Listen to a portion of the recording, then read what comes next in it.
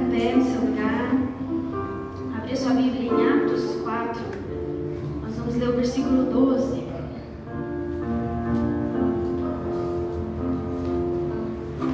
Atos 4, versículo 12.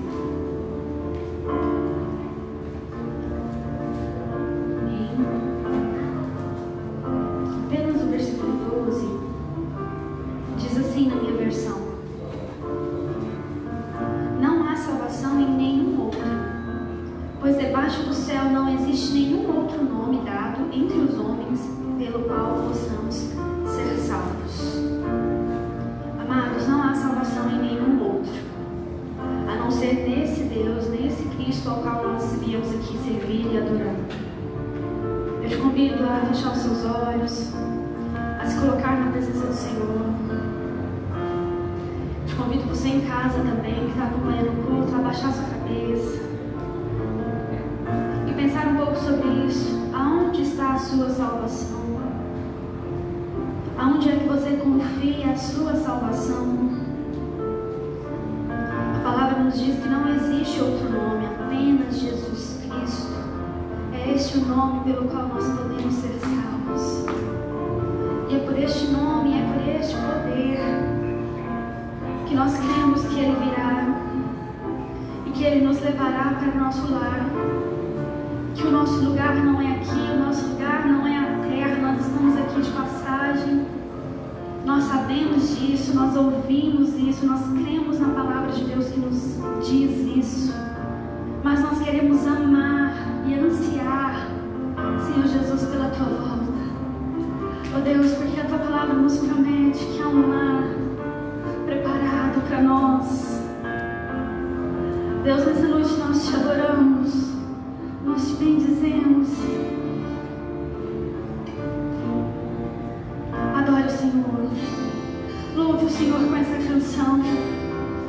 Deixa o Espírito Santo ministrar na sua vida, deixa o Espírito Santo ministrar no seu coração nessa noite.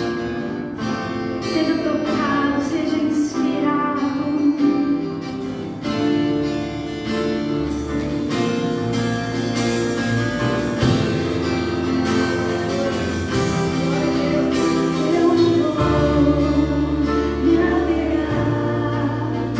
Com as coisas aqui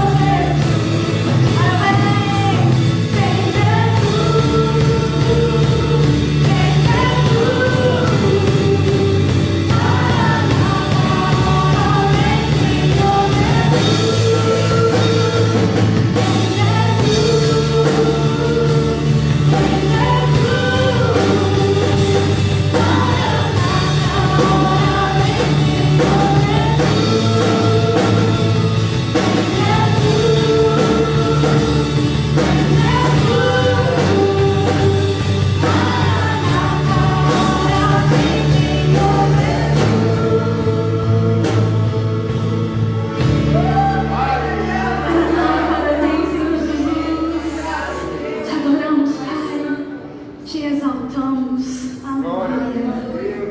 Essa próxima canção, você tem a oportunidade de manifestar a sua fé e a sua confiança no Senhor através do seu dízimo, da sua oferta, enquanto nós cantamos Só o Tocado da Nau. Amém?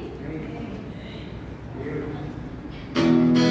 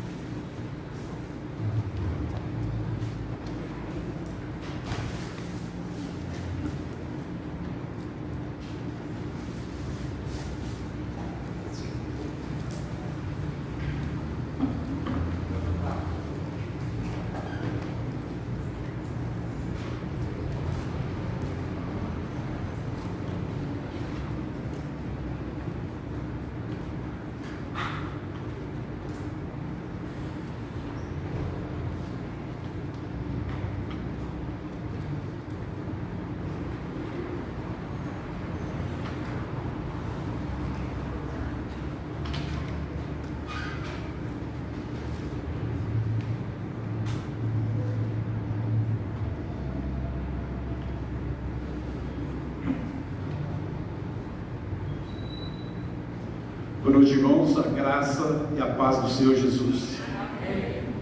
Quero cumprimentar também os irmãos que estão em casa, o fora do seu lar, os amigos também que têm essa oportunidade de ouvir a ministração da palavra do nosso Deus. A última ministração que eu realizei, que eu fiz, foi baseado no estudo do capítulo 4 do Apocalipse. Eu quero dar continuidade, estudando hoje o capítulo 5 de Apocalipse, que é a continuação do capítulo 4, quando João tem um convite para subir aos céus, e ele se acha em espírito, quando ele tem a oportunidade de contemplar então os céus. E no capítulo 4 então, ele tem essa visão do trono, o grande trono nos céus. E depois então, a conclusão dessa visão está no capítulo 5. Eu convido então os irmãos a abrirem as suas Bíblias, Apocalipse capítulo 5.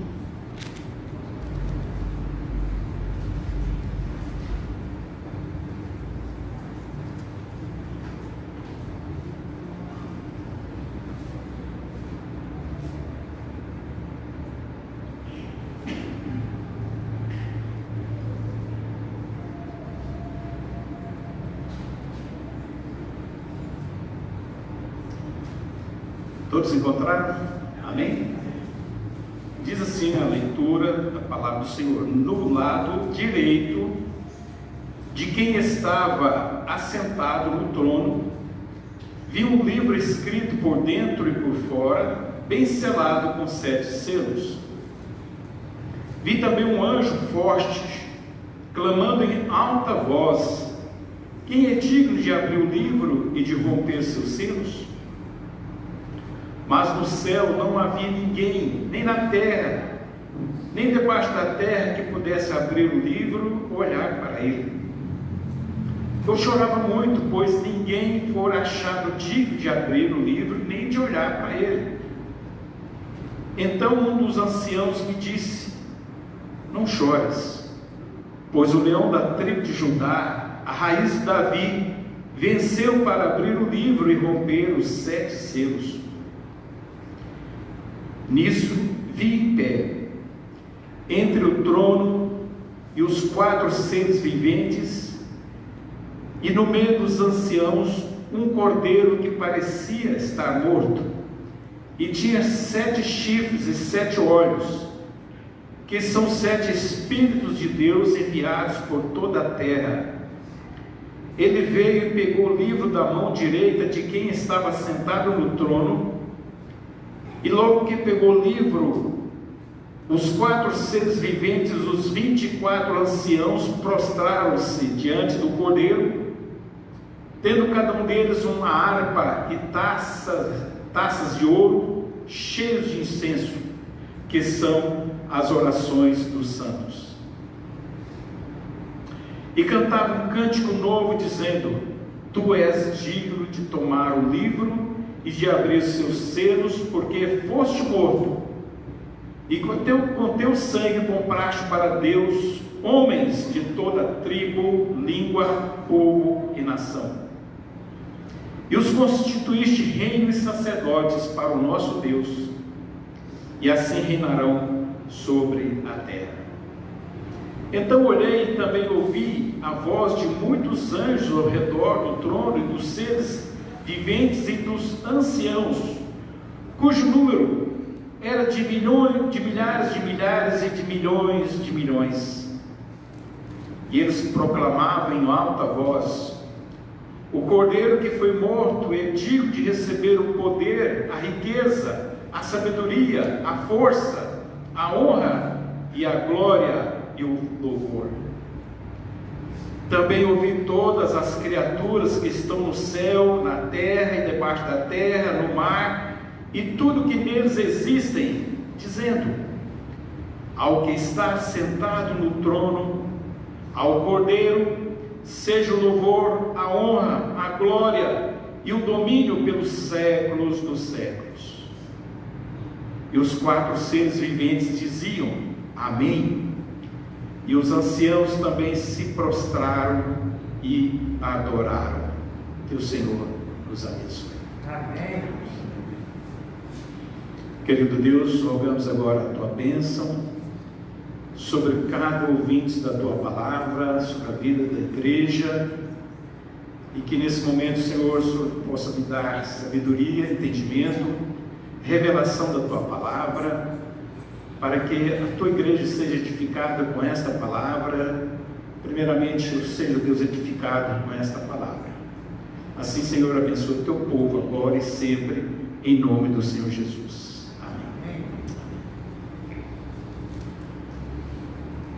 Falar no Apocalipse e meditar no Apocalipse é, sem dúvida, um momento oportuno para nós, para a igreja, devido aos acontecimentos dos últimos tempos, dos últimos meses. E quando abrimos então o Apocalipse e percebemos nos 2 primeiros, no capítulo 2, capítulo 3, que fala sobre as 7 igrejas, os 7 cartas enviadas às 7 igrejas, a revelação que inicialmente João recebe ali na ilha de Patmos, quando Jesus é revelado a ele, e a ordem de Jesus para que tudo que João estivesse vendo, as coisas que estavam acontecendo, que haveriam de acontecer, que ele escrevesse cartas e enviasse então às 7 igrejas, que todos nós já conhecemos, já estudamos muitas vezes. No final então do capítulo 3, fala então da última carta, a última igreja, da Odisseia, e logo no capítulo 4, muda todo o cenário, quando nós vemos então no capítulo 4, João, ele ouve uma voz que diz para que ele subisse para cá, subisse para o céu, e ali João registra então que ele se achou em espírito ali no céu.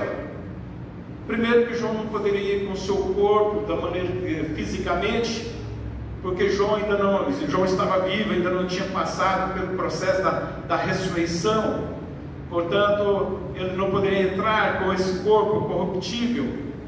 E a razão então que João ele disse: me achei em espírito. E a palavra fala de João sair para ir ao céu, fala do arrebatamento, a palavra João foi arrebatado, a expressão ali, em algumas traduções, que João foi arrebatado até os céus. Aí a razão de muitos estudiosos, de alguns teólogos, de alguns pastores entenderem que aquele momento é o momento então do arrebatamento da igreja. Nós sabemos que existem então várias correntes de interpretação do Apocalipse. Aqueles que acreditam que a igreja terá que passar pela grande tribulação, aqueles que acreditam que a igreja não vai passar por essa grande tribulação, são chamados pré-milenistas ou pré-tribulacionistas. E portanto não há um acordo entre essas duas correntes de pensamentos, e todas elas têm base na Bíblia, então fica difícil dizer quem é que está certo, quem não está certo. Mas o certo é que a expressão do capítulo 4 começa dizendo: depois destas coisas. Então não somente João muda de cenário, muda de posição, mas entende-se que ali é o momento da igreja então ir para o céu, que João representa então a igreja subindo então para os céus, embora muitos tenham dificuldade de aceitar isso. O certo é que João, ao olhar, quando ele contempla os céus, a primeira coisa que ele contempla é um trono, um grande trono, e João fica extasiado com a beleza daquele lugar, com o esplendor da glória daquele que está sentado nesse trono. E João não consegue descrever, não dá o nome de quem está sentado, mas todos nós sabemos que é Deus, o grande Deus, o Senhor do universo, o Senhor soberano, o Deus eterno, o Deus criador de todas as coisas. Ele está sentado naquele trono, mas nenhum ser humano consegue olhar para Deus e descrever Deus. Ninguém consegue conceber descrever a grandeza do poder de Deus, a sua majestade.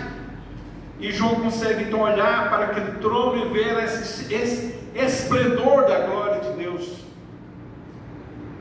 Mas além de João ver aquele trono, ele percebe que ao redor desse trono há 4 seres viventes, que não são homens, mas são seres angelicais, que estão ali glorificando o tempo todo o Senhor, com cada ser com uma aparência diferente, mas que há como entre eles que todos têm asas, e com essas asas voavam e glorificavam a Deus, dizendo: Santo, Santo é o Senhor. Então é interessante que ao João contemplar aquele trono central, ele percebe que há mais 24 tronos ao redor desse grande trono, e assentado nesses tronos são 24 anciãos.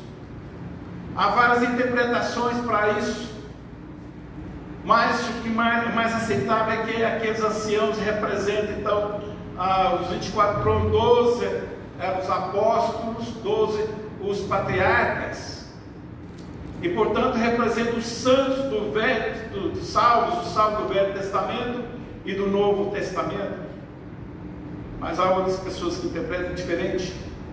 Mas o certo é que esses seres estavam ali, juntamente os seres e os anciãos que glorificavam então a Deus. Então a primeira visão de João é ver um grande trono, os 24 tronos, os 4 seres, o esplendor então daquele trono, as luzes que cintilavam, as luzes que brilhavam daquele trono, o arco-íris, a cor verde que destacava do arco-íris.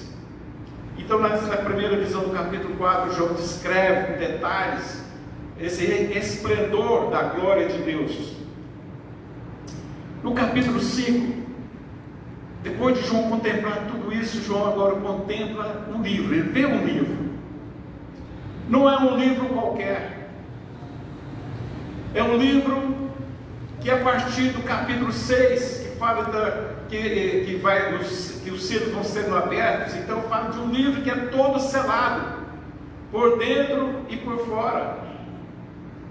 Então a primeira visão que João tem aqui é de um livro. Diz o versículo 1: Vi na mão direita daquele que estava sentado no trono um livro escrito por dentro e por fora. Qual é a mensagem desse livro? Como era esse livro? A quem era destinado esse livro? Quem poderia abrir esse livro? É um livro totalmente selado.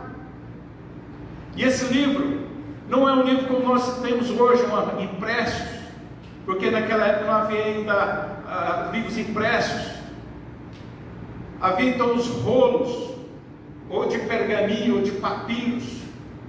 Então os primeiros livros, os primeiros papéis usados na época era do papiro. Daí então a palavra papel deriva então do papiro, que era de uma planta que nascia e nasce ainda nos pântanos do rio Nilo, lá no Egito.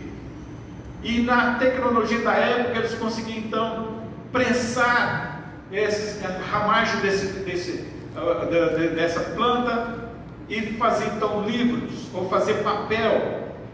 Mas o papiro era muito frágil, e aí as pessoas então tinham sempre que fazer novas cópias para não perder o conteúdo daqueles papiros. Por isso que nós encontramos na palavra de Deus no Velho Testamento que havia então os copistas, que tinham então a incumbência de sempre fazer novas cópias daquilo que foi escrito, dos escritos de Moisés e depois dos profetas. Então sempre tinha que fazer novas cópias para não perder o conteúdo. Mais tarde foi desenvolvido então o pergaminho. O pergaminho era feito então de peles de animais, com muita durabilidade, muito melhor que o papiro, que era feito então da pele de cabras, de ovelhas. E nós temos notícia de pergaminhos que com às vezes de mais de 2000 anos ele não perdeu então o que estava escrito. Então esse era o livro da época. Então esse livro que João refere é um livro, era um rolo, não sabemos quantos metros tinha esse rolo, mas o certo é que ele estava todo selado, escrito por dentro e por fora, e todo selado com 7 selos.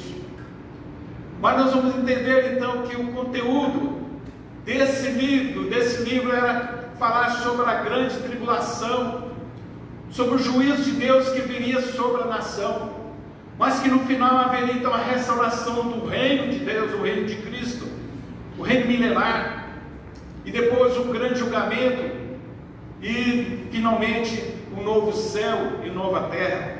Então é isso que estava escrito, mas ninguém poderia abrir aquele livro.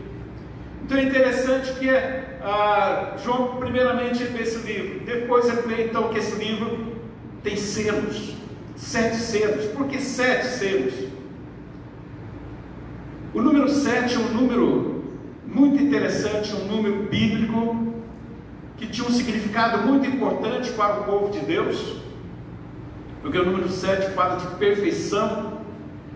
Então, quando fala que esse livro estava totalmente selado, dizendo que de todo selado, com 7 selos, estão falando que esse livro estava completamente ou perfeitamente selado, e que ninguém poderia abrir, só depois que João vai descobrir quem era que tinha de abrir esse livro. O fato é que no capítulo, nesse versículo 1, a gente ainda fala então que esse livro era de todo selado, e João começa então, no versículo 2, então, ele ouve a voz e aparece então um anjo, descrito que um anjo muito forte, um anjo forte que dizia: quem é digno de abrir esse livro e abrir os selos? E João é informado de que ninguém, nem nos céus, nem na terra, nem debaixo da terra, era digno de abrir esse livro. Isso traz um desespero para João, porque João subiu ao céu para saber a mensagem. João subiu ao céu para saber qual a mensagem que ele deveria dar para a igreja. Ele tinha uma missão de ir ao céu para saber o que ia acontecer depois dessas coisas, depois da história da igreja. Mas agora João descobre que no céu, nem na terra, nem debaixo da terra, não havia ninguém digno de abrir esse livro. E João entra em desespero. João começa a chorar. Ele chora copiosamente, porque ele estava ali para saber qual era a mensagem. E agora ele estava no estado de desespero, porque não sabia, ninguém era digno de abrir o livro. Então, versículo 3, ele é informado que nem no céu, nem na terra, ninguém era digno de abrir aquele livro. Versículo 4, ele diz que ele chorava muito. João informa que ele chorava muito, pois ninguém foi achado digno de abrir o livro, nem mesmo de olhar para esse livro, nem mesmo de olhar para o livro. Mas é interessante que no versículo 5, um dos anciãos, até então aqueles anciãos estavam ali adorando, não há momento algum que eles tivessem falado alguma coisa, mas agora um dos anciãos vai até João e diz: não chores, não chores, pois o leão da tribo de Judá, a raiz de Davi, venceu para abrir o livro e romper os 7 selos. Agora João sabe que agora tem alguém que é digno. Esse alguém é o leão da tribo de Judá, a raiz de Davi. E quando João volta para ver o leão de Judá, João vê o Cordeiro de Deus que tinha pegado. Versículo 6 diz: nisso vi em pé entre o trono e os 4 seres viventes, e no meio dos anciãos, um cordeiro que parecia estar morto, e tinha 7 chifres, 7 olhos, que são os 7 Espíritos de Deus enviados por toda a terra. Então vamos imaginar essa cena de João chorando, pensando que o livro não seria aberto, porque não tinha ninguém digno de abrir. Mas agora ele tem essa informação de que o Cordeiro de Deus era digno então de abrir aquele livro. Nós sabemos que à medida que aquele livro foi aberto, isso nós vemos a partir do capítulo 6, por isso eu insisto que os irmãos leiam o Apocalipse, nós precisamos entender o Apocalipse nesses dias. Então, à medida que o selo vai ser aberto, o capítulo 6 diz: eu vi o Cordeiro abrindo o selo, o primeiro selo. E aí começa então a desenrolar das coisas que vão acontecer depois da história da igreja aqui na terra. Então o cordeiro, primeiramente esse cordeiro é chamado então de leão da tribo de Judá. Essa expressão, eis o cordeiro da tribo de Judá, ou aliás, eis o leão da tribo de Judá. Então a primeira descrição desse cordeiro aqui, né, é o leão da tribo de Judá. Isso é uma referência de uma profecia, de uma palavra profética de Jacó para o seu filho Judá. No final da vida de Jacó, ele chamou todos os seus filhos e começou a abençoar a vida de cada um deles. Para cada um deles ele dizia algo especial. Quando chegou a vez de Judá, ele disse que chamou Judá então de um leãozinho, de leão. E ele faz essa profecia de que o cetro real não se afastaria, não se apartaria da sua descendência. Isso, quem quiser anotar, fazer anotação para verificar, está em Gênesis, capítulo 49, versículo 9 e 10, que descreve então essa cena de Jacó abençoando o seu filho Judá. Mas também esse cordeiro é chamado também da raiz de Davi. E nós sabemos que Jesus, quando ele nasceu de uma mulher, ele adquiriu essa natureza humana e ele era descendente, então a sua mãe, como o próprio José, era descendente então de Davi. E aqui fala então da raiz de Davi. E isso fala então o fato de Jesus ser descendente de Davi. Isso é uma profecia também que nós encontramos em Isaías capítulo 11, versículo 1, que descreve então Jesus como que fala de alguém que vai ser esse rebento, que seria então o rebento, seria a raiz então da família de Jessé, que é o pai de Davi. Irmãos, para entender o significado disso, raiz de Davi, o que é essa raiz? Ora, irmãos, vamos tomar uma planta, uma árvore bem conhecida de nós, uma mangueira. Quando você corta o tronco da mangueira, vai ficar sobre a terra, um pouco sobre a terra, um pouco do caule. E com o passar do tempo, se não jogar nenhum veneno, nada para matar aquele tronco, aquelas raízes vai brotar de novo. Então esse broto, isso que fala então, raiz de Davi, o renovo, esse broto que vai surgir dessa raiz. Nós sabemos que, de fato, Judá, os reis foram descendentes então de Judá. O primeiro rei não fazia parte da linhagem de Judá, que foi Saul. Talvez uma precipitação de Samuel, do profeta Samuel. Mas depois então Samuel foi escolher, segundo a orientação de Deus, um homem que fosse da tribo de Judá. E esse homem foi Davi. E havia essa promessa então de que o cetro seria da tribo de Davi, ou de Judá. E Davi então torna-se o primeiro rei dessa linhagem. Infelizmente, quando Davi morreu, sucedeu então seu filho Salomão. Com a morte de Salomão, o trono de Davi foi dividido em duas tribos, ou em dois reinos: o reino do norte e o reino do sul. O reino do norte não tinha mais a linhagem de Davi, somente o reino do sul, que era o reino de Judá, a tribo de Judá e a tribo de Benjamim. Só duas tribos. Mas nós sabemos que também, com o passar dos anos, nos 500 anos antes de Cristo nascer, o trono de Davi foi cortado. Então esse tronco foi cortado, ficou a raiz. Mas essa raiz brotou quando Jesus nasceu. Então Jesus é esse rebento da raiz, que chama então agora a raiz de Davi. Então qual era a aparência do cordeiro? Qual era a aparência do cordeiro? Primeiro, quando João olha para ver esse leão que foi descrito pelo ancião, João olha e vê o cordeiro que tinha aparência de que foi morto. Primeiramente ele vê esse cordeiro em pé, que pode mostrar para nós que ele está de prontidão, à disposição. Então estar de pé faz estar de prontidão ou à disposição. Essa aparência de que estava morto. Isso para cumprir também o que foi descrito em Isaías no capítulo 53, versículo 7, que fala realmente que Jesus foi como ovelha levado para o matadouro, ou como ovelha tosquiada, muda, sem reclamar. Então Jesus foi de fato esse cordeiro de Deus que tira o pecado do mundo. Jesus morreu como cordeiro, e aqui João vê esse cordeiro como aparência de que foi sacrificado.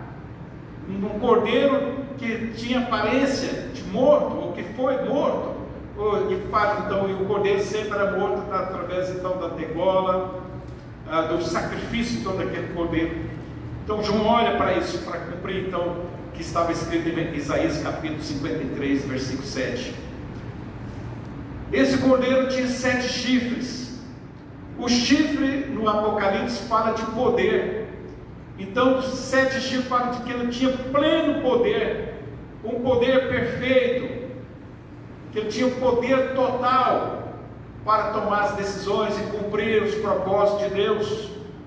Os 7 olhos indicam então a visão, conhecimento, e o número 7 novamente fala então de perfeição. Então ele tinha capacidade de ver, de conhecer a palavra que estava escrita naquele livro.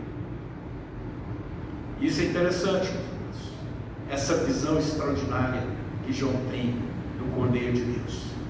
Só Jesus era digno, porque nós vamos ter informação de que ele foi morto para comprar de todas as tribos, de todas as nações, homens para Deus. Amém, irmãos? E hoje nós somos aqui privilegiados de fazer parte da família de Deus, porque nós somos comprados pelo seu sangue. Jesus, meus amados, ele sendo Deus, não julgou como usurpação ser igual a Deus, mas Jesus, ele saiu de toda a sua glória, ele tirou essa vestidura da sua majestade, para assumir o nosso lugar, foi reconhecido como homem, como servo, viveu como servo obediente até a morte, e morte de cruz. Paulo então descreve isso em Filipenses capítulo 2, a partir do versículo 5, mostrando que Jesus, ele sendo Deus, ele tirou toda essa veste de glória para tornar um homem, viver como homem, sentir todas as mazelas de um homem, todas as tentações, mas nunca pecou, para ser justo e ser nosso justificador. E por essa razão então que ele foi digno, porque ele deu a sua vida por nós, para ser digno agora de abrir esse livro, porque ele é o verdadeiro Cordeiro de Deus, ele também é o Filho de Deus, ele é Deus sobre todos nós. Então Jesus, ele era digno porque deu a sua vida por nós, e agora ele é digno então de abrir esse livro. Então agora João tem uma nova esperança, João agora se alegra, porque ele vê agora o louvor diante do trono, os seres agora glorificando Jesus, dizendo que de fato ele é digno de toda a honra, de toda a glória. E aqui nós vamos ver então o louvor. Nós vimos primeiramente aquele trono, vimos o livro, nesse capítulo 5 vimos o livro, e um livro todo selado. João agora vê o cordeiro, ele vai olhar para o leão, mas vê o cordeiro, e vimos então as características desse cordeiro. Mas o restante agora do livro, dessa carta, aliás do capítulo 4, é mostrar a glorificação daquele que é digno de abrir o livro. Então nós temos aqui o louvor. Então em seguida começa então um momento de adoração do Cordeiro. Há um grande culto sendo realizado ali nos céus, e esse louvor então é prestado por 3 tipos, ou 3 grupos diferentes. Então o primeiro louvor fala dos 4 seres viventes e os 24 anciãos adorando, os versículos 8 a 10, com as suas Bíblias abertas ainda, 8 a 10. Logo que pegou o livro, os 4 seres, os 24 anciãos, prostraram-se diante do Cordeiro, tendo cada um deles uma harpa e taças de ouro cheias de incenso, que são as orações dos santos. Então, no primeiro louvor, mostra então os 4 anciãos, aliás, os 24 anciãos, os 4 seres, prostrando diante do Cordeiro, e começa a haver um momento de adoração, de louvor ao nosso Deus. O versículo 9 diz: e cantava um cântico novo, dizendo: tu és digno de tomar o livro e de abrir os selos, porque foste morto, e com teu sangue compraste para Deus homens de toda tribo, língua, povo e nação, e os constituíste reino e sacerdotes para o nosso Deus, assim reinarão sobre a terra. Amém. Que coisa maravilhosa, majestosa, aquele momento em que eles estavam glorificando, cantando, prestando um culto ao Cordeiro. E agora, quando ele toma então o livro das mãos daquele que estava sentado no trono, a mão direita, isso tem um significado também interessante. Mas o mais importante então é que quando o Cordeiro toma o livro, não é de tomar bruscamente, mas de receber o livro da mão daquele que é o Senhor Todo-Poderoso, Deus soberano, e que agora entrega o livro para o seu filho, que é o Cordeiro de Deus. E agora esses seres estão exaltando, dizendo: só o Senhor é digno de abrir esse livro, só o Senhor é digno de abrir esse livro. Nós sabemos que esses 4 seres viventes são seres angelicais, celestiais, que louvam a Deus constantemente, eternamente, conforme nós vemos isso no capítulo 4 do Apocalipse. A mesma, e Ezequiel, o profeta Ezequiel também viu e descreveu esses 4 seres viventes. Ezequiel no capítulo 1, versículo 5 e 13, e que Ezequiel chamou então de querubins. Então, sabemos que eram anjos especiais, os querubins, ali adorando sempre o Senhor. Ezequiel 10, 20 chama eles então de querubins. Os 24 anciãos, nós já falamos a respeito que representam então os salvos do Antigo Testamento e também do Novo Testamento. E que esses anciãos traziam em suas mãos harpa. Sempre nós vamos encontrar nos Salmos a adoração então a Deus, e sempre que o povo de Deus adorava, usava então a harpa era um instrumento de adoração a Deus, e aqueles homens, aqueles anciãos traziam em suas mãos harpas para louvar o Senhor. E também fala que traziam em suas mãos taças cheias de incenso. E o significado aqui, o próprio texto diz que esse incenso representa as orações. Que coisa extraordinária são as nossas orações diante do trono de Deus. As nossas orações não ficam perdidas. Deus ouve as nossas orações. Se há algo que agrada a Deus, são as orações. E ali aqueles anciãos trazem em suas mãos uma taça de ouro cheia de incenso, porque a adoração em Israel, no culto de Israel, havia também o incenso, era primordial, era necessário o incenso, queimar incenso diante do altar de Deus. Agora nesse altar, no céu, ali na presença de Jesus, do Cordeiro, estava esse incenso, as orações dos santos. Algo extraordinário.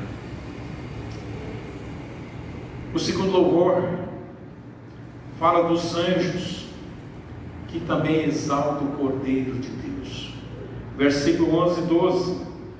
Então olhei e também ouvi a voz de muitos anjos ao redor do trono, e dos seres viventes, e dos anciãos, cujo número era de milhares e de milhões. Você consegue contar isso? Quando se ouve um coral na igreja, coral de 20 vozes, 40 vozes, coral de mais de 200 vozes, Algo extraordinário, lindo. Agora imagina um coral de milhares de milhares, de milhões de anjos cantando, e certamente afinados. Um louvor extraordinário, Deus. E nós vamos um dia contemplar no céu esse louvor, e nós faremos parte desse coral, porque se esses anciãos representam a igreja, então nós estaremos lá diante do trono, cantando louvores ao nosso Deus. Milhares de milhares, milhões de milhões, incontável. Que coral extraordinário, irmãos, a gente poder contemplar e participar desse louvor ao nosso Deus. Em terceiro lugar, no versículo 13 fala então que não somente os 4 seres, os 24 anciãos, e agora os milhares de anjos estavam cantando, louvando, exaltando o Senhor Jesus, mas agora fala que as criaturas também louvavam o Senhor. Mas eu vou ainda voltar no versículo 12, quando fala que esses anjos louvavam o Senhor. O versículo 12 então, diz que aqueles anjos, milhares de milhares, milhões de milhões, eles proclamavam em alta voz: o Cordeiro que foi morto é digno de receber o poder. Vamos falar juntos, irmãos? Digno de receber o poder, a riqueza, a sabedoria, a força, a honra, a glória e o louvor. Amém, irmãos? Só Jesus é digno disso.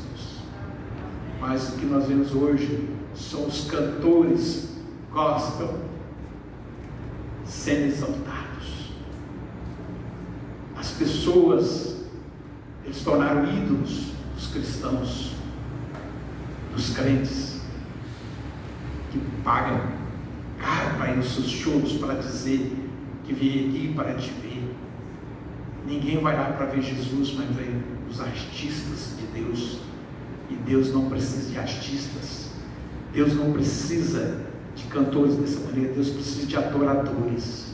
Não que Ele precisa, mas nós somos adoradores do Senhor. Que Deus espera de nós que sejamos adoradores. E não adorar ídolos, não exaltar pessoas, mas exaltar só aquele que é digno de toda honra, de todo louvor, que é o Cordeiro de Deus, que tira todo o pecado. Terceiro louvor, versículo 13, fala então das criaturas. Tanto as criaturas dos céus, como da terra, do mar, de todos os lugares, essas criaturas estavam adorando o Criador. Diz o versículo 13: também ouvi todas as criaturas que estão no céu, na terra, debaixo da terra, no mar, e tudo o que neles existem, dizerem. Eles também exaltam, começa a dizer: ao que está sentado no trono, e ao Cordeiro. Vamos falar, irmãos, sejam o louvor, a honra, a glória e o domínio pelos séculos dos séculos, pelos séculos dos séculos. Então esses seres, depois então dos anjos, todas as criaturas de Deus, representadas no céu, na terra, debaixo da terra, no mar, todas começam então a glorificar o Cordeiro. Isso é algo que realmente nos emociona. E no final, versículo 14, em seguida então nós vemos que os 4 seres viventes, bem como os 24 anciãos, retornam para o glorificar. No final diz então que os 4 seres viventes dizem, eles começam a proclamar: amém. Qual é o significado da palavra amém? Assim seja, que se cumpra de fato aquilo. Então os 4 seres estão dizendo amém, uma voz bem forte certamente. E agora no final diz que os anciãos também se prostraram e adoraram. Meus amados, esse é o grande culto ali no céu, um grande louvor de exaltação ao Cordeiro de Deus. conclusão que eu quero deixar para os irmãos é que Deus quer revelar a sua palavra para nós. Contudo, não podemos fazer isso sem a mediação do Senhor Jesus Cristo, que é o Cordeiro de Deus que tira o pecado do mundo. O que devemos fazer é entrar na presença de Deus, diante do seu trono, em adoração, e deixar que o Senhor nos mostre o que é da sua vontade. Precisamos buscar então a revelação de Deus para nós. Leia o Apocalipse, é o momento certo para ler o Apocalipse. E nesse final, irmãos, dessa palavra, eu quero dizer algo para os irmãos. Eu gostaria que vocês prestassem bem atenção no que eu vou falar. Com relação a esse coronavírus ou Covid-19, essa pandemia que surgiu, eu quero dizer para os irmãos que esse vírus surgiu por acaso. Esse vírus tem uma razão de ser. Eu quero dizer aos irmãos que o mundo não será o mesmo depois dessa pandemia. O Brasil talvez não será mais o mesmo Brasil que nós vimos, como nós temos, como crescemos aqui nesse Brasil. O que eu mais temo, meus irmãos, é que a igreja também não será a mesma depois desse coronavírus. Na outra oportunidade, há algum tempo eu já venho falar com os irmãos sobre a nova ordem mundial. Parece que alguns acham que é apenas uma história. Alguns acham que é uma fantasia, talvez, da cabeça do pastor. Algumas pessoas, de vez em quando, falam sobre isso, essa nova ordem mundial, que começou com os Illuminatis, ou um movimento que surgiu no século XVII, XVIII, o iluminismo no mundo. E esses Illuminatis tornaram uma seita secreta que entrou na própria maçonaria e que vem lutando então para criar uma nova ordem mundial, um novo governo mundial. E parece que muitas pessoas não levam a sério essa questão. Primeiramente, nós precisamos entender que o que está acontecendo não é apenas culpa, e a gente começa a culpar. Esse vírus foi criado pela China, então a China é isso, a China é aquilo outro. De fato, a China está a serviço realmente de Satanás. Isso é um fato. E que ela está a serviço também dessa nova ordem mundial. Isso é um fato. Mas nós precisamos saber de outro fato, que quem está por trás de tudo isso também é Deus, porque nada acontece nesse mundo se não for pela permissão e vontade de Deus. Amém.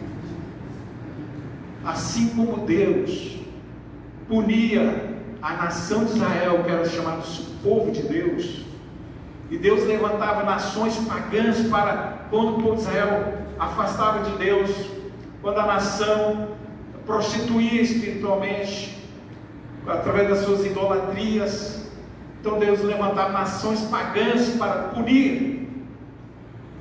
Deus vai usar da mesma maneira, está usando da mesma maneira,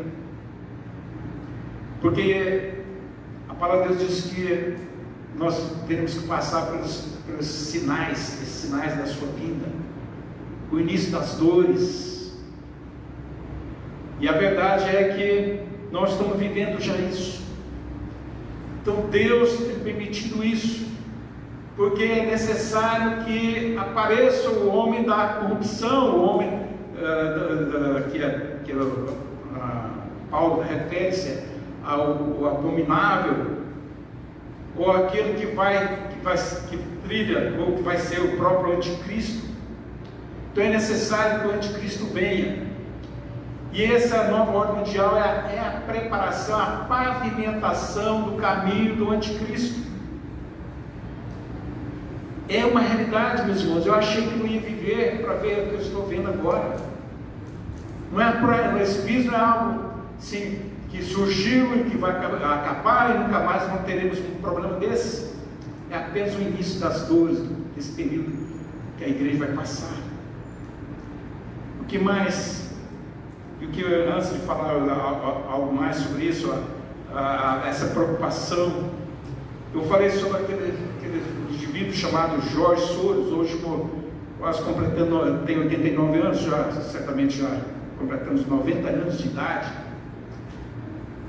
de origem judaica, e que está por trás de tudo isso. É um homem que financia mais de 120 países, financia então para a destruição da família, porque uma das primeiras coisas que tem que fazer para pavimentar o caminho do anticristo é acabar com a família, desagregar as famílias, acabar com a religião. Esse é o sonho, que é um sonho comunista, mas nada é do que a manifestação dos desejos do anticristo. Então o mundo está caminhando, e eu achei que ele ia demorar, mas torna uma realidade para nós.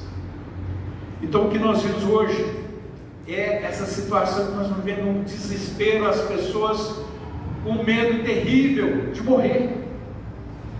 Os crentes, essa é a grande decepção, e o que eu quero trazer uma palavra para os irmãos, me ouça, ouve-me nesse momento.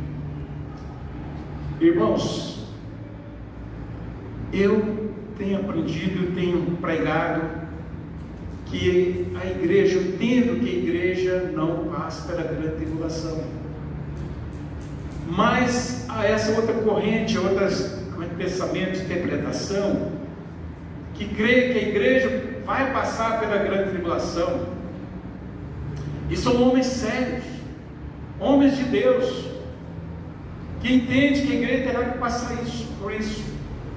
Agora, meus irmãos, se esses que pregam que a igreja tem que passar pela grande tribulação, se eles estiverem certos, nós já passamos pela primeira derrota diante do anticristo. Por que estou dizendo essa derrota? Nós somos reprovados, porque eu entendo que esse vírus vem como uma prova para ver como que o mundo vai agir diante do governo do anticristo. E se de fato a igreja terá que passar isso, nós já perdemos a primeira batalha, nós já fomos reprovados nesse primeiro teste. Porque bastou um decreto para todos se esconderem nas suas casas. Eu não estou dizendo aqui que nós temos que sair por aí, busca desse vírus, abraçar esse vírus, lamber onde as maçanetas, onde as pessoas pegam para pegar esse vírus. Não estou dizendo que nós temos que fazer isso.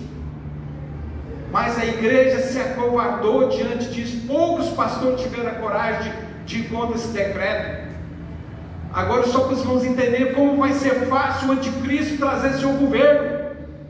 E ele vai trazer através dos governantes. Agora mesmo eu vi o presidente da França, de outros lugares, dizendo que nós precisamos de um líder mundial para cuidar dessa pandemia. Então esse foi só o primeiro teste. E nós fomos reprovados nesse primeiro teste, porque quando surgiu o governo do anticristo, e se nós como igreja estivermos aqui, certamente as nossas lideranças espirituais vão se prostrar diante desse anticristo, dizer, e vai adorar certamente, porque nós tivemos coragem. Hoje mesmo nós vemos quantos irmãos que estão em casa, no conforto da sua casa, que não vem para os templos. Eu não estou falando só da nossa igreja, estou falando de muitas denominações que eu sei, que não estão reunindo hoje. Alguns pastores com medo ainda desse vírus, se acovardam e não têm coragem de abrir o templo para prestar um culto. Não que o templo fosse necessário, porque eu creio que o templo nem Deus nem planejou o templo para nós. Mas quantas igrejas que não vivem de pequenos grupos, que não têm experiência em pequenos grupos? Nós nos preparamos durante esse tempo para ser uma igreja de pequenos grupos, porque o dia que fechar esse tempo nós podemos reunir lá fora. Mas por causa do medo desse vírus, nem os pequenos grupos funcionam, porque nós temos medo de ser contaminados. Agora eu quero dizer uma coisa para você: a vida pertence a Deus. Quem tem o controle da vida é Deus. Você pode estar em casa, debaixo de uma redoma, de vidro, ou mesmo de bronze, ou de um metal impenetrável, que esse vidro não consegue penetrar. Mas a vida está na mão de Deus. O dia que Deus quiser tirar a minha vida, a sua vida, Ele vai tirar. Então não é vírus que vai nos impedir de morrer. A grande hipocrisia é a gente dizer que nós queremos ir para o céu, queremos ver Jesus, mas quando vem o vírus, todo mundo corre de medo desse vírus, porque não quer morrer, ou seja, não quer também encontrar com Jesus.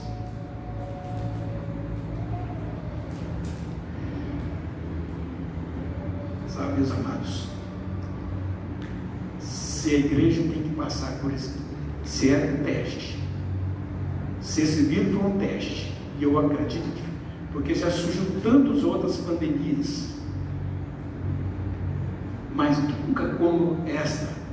E o pior é que esse vírus ele tem um grande poder de contaminação, mas o poder de mortalidade é muito pequeno, muito menor do que H1N1, muito menor do que a dengue, que nós esquecemos da dengue, e a dengue está matando mais nos nossos dias no Brasil do que esse vírus, Covid-19. Mas nós estamos assustados, não queremos morrer.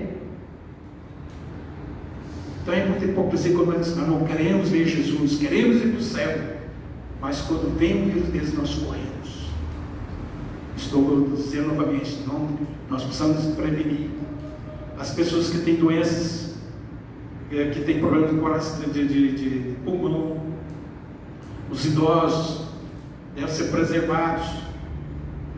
Mas está provando, irmãos, que essa quarentena foi mais política do que de fato era necessário fazer isso, porque todos nós temos que, até que surja uma vacina, todos nós temos que enfrentar esse vírus, todos nós, porque quando nós passamos por esse vírus, nós adquirimos então imunidade, e se nós ficamos correndo desse vírus, um dia nós temos que encontrar, se não vier uma vacina, e quando surgir vacina, não vai ser de um dia para outro, daqui a um ano, talvez mais, alguns dizem que já está perto, mas engano, porque tem que ser testado.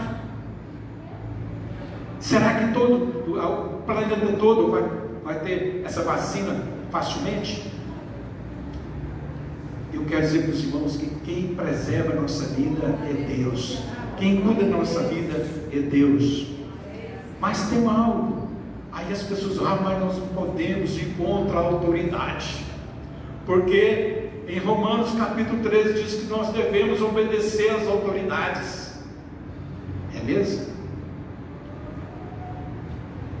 Vamos lembrar lá do Velho Testamento de Daniel, primeiramente dos seus amigos Sadraque, Mesaque, Abednego. Quando houve um decreto do rei Nabucodonosor, eles deveriam adorar o Estado, eles simplesmente, nós jamais vamos adorar, nós só adoramos Deus. Era uma ordem, era um decreto, é uma autoridade sobre a vida deles, mas eles disseram, primeiro obedeçam a Deus. Eles obedeceram a Deus, foi jogado numa fornalha, e Deus não permitiu que eles morressem naquela fornalha. Daniel, quando já tinha acabado então o reinado de Nabucodonosor, o filho agora, Dario, era o rei ali naquela Babilônia. Fizeram uma trapaça para Daniel, eles tinham inveja de Daniel e queriam então acabar com Daniel. Então aqueles governantes, amigos entre aspas, que faziam parte então das autoridades depois então do rei, fez com que o Dario fizesse um decreto para que durante 30 dias eles não deveriam orar a outro Deus, senão a imagem feita então também por Dario. E Daniel foi pego então orando a Deus 3 vezes ao dia. E Daniel foi jogado aonde? Na cova dos leões. E o que aconteceu com Daniel? Nada. Mas isso é coisa do Velho Testamento. Muito bem, no Novo Testamento. quando surgiu a igreja, os apóstolos foram repreendidos pelas autoridades para que não pregassem em nome de Jesus, e muitos deles foram presos. Pedro, algumas vezes. Alguns foram presos e apanharam muito, e eles saíram dali glorificando, e eles receberam ordem: não fale mais em nome de Jesus. E eles negaram Jesus? Não, eles continuam fazendo isso.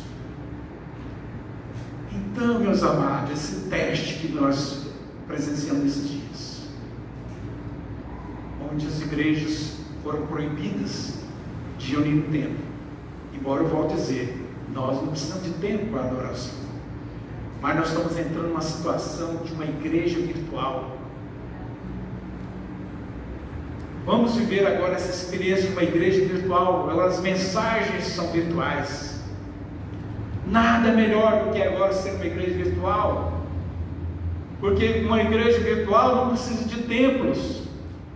Isso é legal, porque agora nós podemos vender o templo, não precisa mais de despesa com luz, água, manutenção do templo. Uma igreja virtual não vai precisar nem de entregar dízimos e ofertas, porque não temos mais despesas. Nem vamos precisar mais de pastores na igreja virtual. Nós podemos pegar mensagem na internet, tem boas mensagens na internet, no YouTube. Quem sabe as igrejas poderiam fazer uma associação, um sindicato, ou não, talvez uma cooperativa, onde contrataria então os doutores de teologia para fazer bons sermões e bons estudos bíblicos. Então, quando nós precisarmos de um estudo da nossa casa, do conforto da nossa casa, do nosso sofá, então nós vamos buscar então a mensagem para a nossa meditação. Que coisa legal, a igreja virtual não precisa mais de pastor, não precisa de templo. No conforto da minha casa, no meu sofá, com o meu celular eu estou olhando, com o outro olho eu estou na televisão olhando a programação da TV. Então é muito bom um copo, talvez ali de um refrigerante, de um suco. Alguns têm, quem sabe, até com um copo de cerveja, porque é normal hoje o crente beber. Para alguns é normal beber. Quem sabe o crente lá no sofá tomando uma cervejinha, uma latinha de cerveja e ouvindo uma mensagem virtual. Que coisa maravilhosa. A igreja não será mais depois desse coronavírus. Nós vamos certamente buscar, porque se antes desse coronavírus muitos irmãos não gostavam de vir para o templo, quanto mais agora. Muito melhor ficar em casa, porque essa mensagem está sendo transmitida. Estou com medo do vírus. Será que é medo mesmo? Ou será que nós estamos apenas no nosso conforto? Então, meus amados, prestem atenção nessa mensagem que eu estou deixando hoje. Daqui a um tempo vocês vão lembrar do que eu falei hoje. Porque esse vírus não vai ficar só nesse vírus, não. Tem coisas piores por aí. E nós vamos cair, me perdoa a expressão, cair de quatro diante do anticristo. Quando Jesus disse: ai das grávidas no dia dessa angústia, da tribulação, ai das grávidas, das que tiveram crianças pequenas. Sabe por que ele estava dizendo isso? Porque no momento, e nós vimos isso, um decreto do governador que depois foi revogado, que começou a limitar o que nós podíamos comprar no supermercado. Aconteceu ou não isso? Então começou a limitar o que eu podia comprar, o que não podia. E quando o governo anticristo estabelecer, ninguém poderá comprar nada se não tiver a autorização dele, ou seja, a marca. Que jeito vai ser essa marca? Eu não sei. Nem acredito que seja mais chips, porque já tem coisa mais moderna do que os chips. E hoje, o governador disse: só pode comprar se vier aqui no palácio, pegar na minha mão, ou pegar uma senha. Eu certamente haveria filas enormes de pessoas indo para o palácio para pegar a senha do governador. E o anticristo vai trazer isso. Quando as mães verem seus filhos chorando de fome, por isso que Jesus disse: Ai das que estiverem grávidas, das que tiverem crianças pequenas, porque nenhuma mãe suporta ver uma criança chorar de fome, e certamente vai correndo para pegar essa marca, para poder comprar. Nós só vimos, meus irmãos, o início de tudo.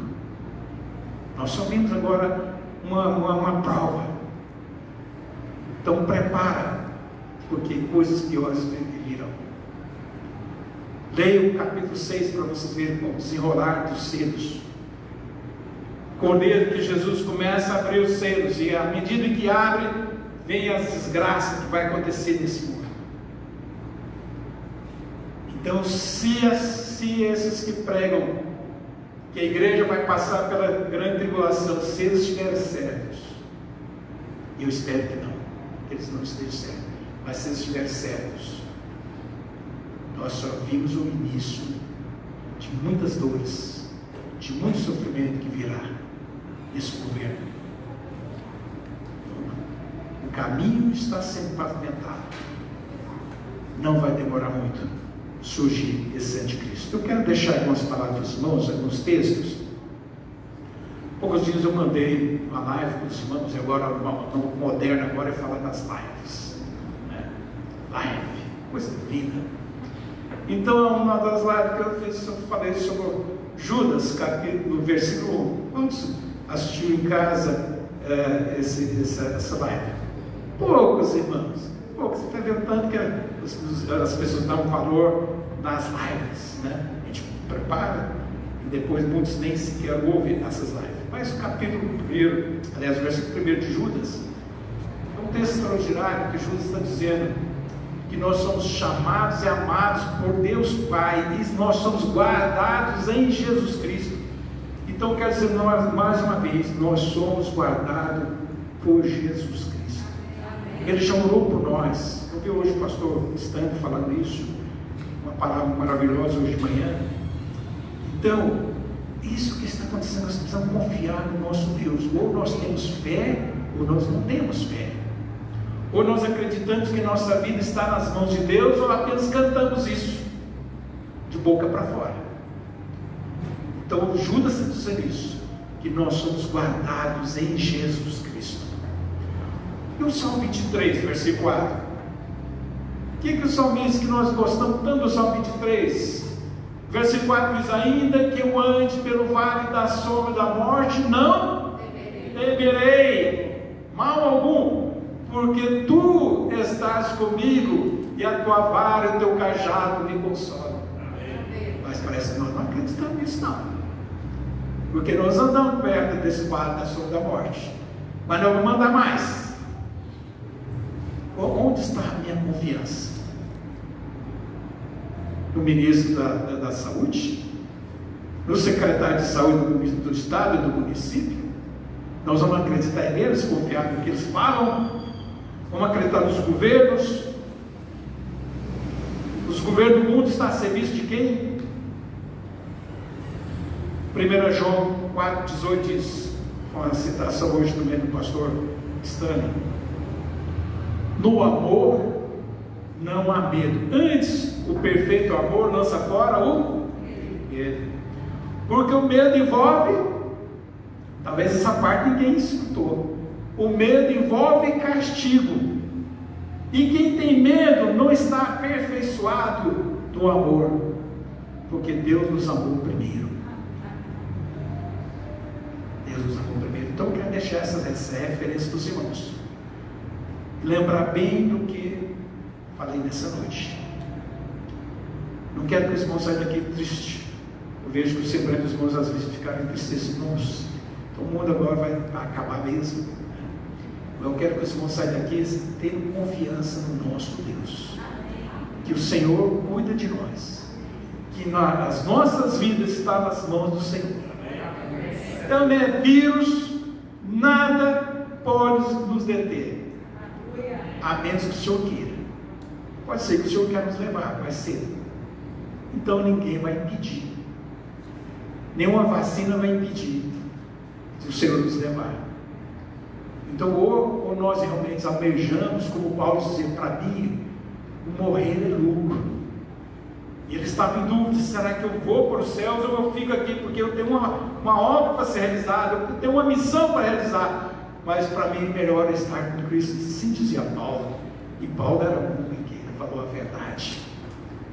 Então nós precisamos pensar nisso. Se de fato nós estamos querendo ir para o céu mesmo, ou está muito bom aqui na terra.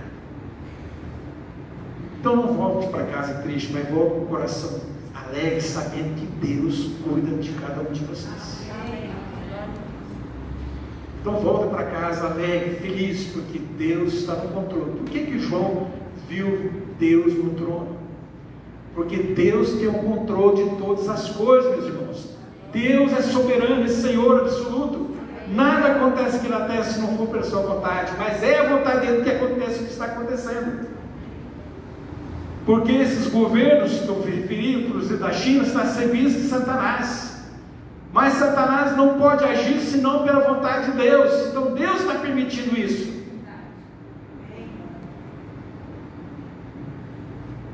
Para saber quem realmente ama o Senhor. Não estou dizendo aqui que eu sou um cara corajoso. Não sou essa pessoa tão corajosa assim que eu estou falando. Mas uma coisa eu tenho certeza: é que Deus está no trono. E Ele tem o controle de todas as coisas, inclusive da minha vida e da sua vida. Portanto, que o Senhor nos abençoe. Quem pode ficar em pé para a gente encerrar com uma oração?